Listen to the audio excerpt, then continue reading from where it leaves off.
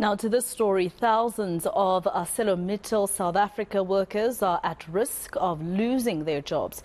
The steel company will be shutting its doors, putting 3,500 jobs at risk.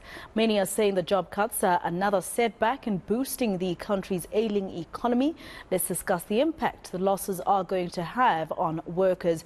I'm now joined by labour expert Tony Healy. He joins us now virtually. Tony, thank you so much for your time. I mean, if you look at the profile of this company, it's the largest steel producer not only in South Africa but sub-Saharan Africa. So this is going to be quite a huge loss, looking at how many jobs will be lost in South Africa alone. I understand they employ just under 11,000.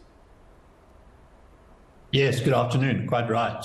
It is in the region of 11,000. And of course, it's not just those employees, but it's the family members and broader family members that they support that are going to be affected.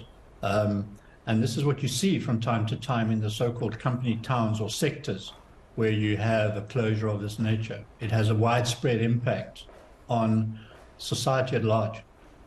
But Tony, looking at the company profile on their website, they say in 2022 they made about 2.46 million tons of finished primary steel.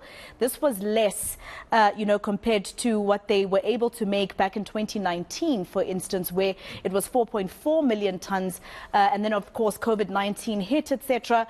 And they've tried to hold on, right? But the reasons they give sound valid to me, and maybe I'm not being fair to the labor force, but I mean, what else can they do to save it?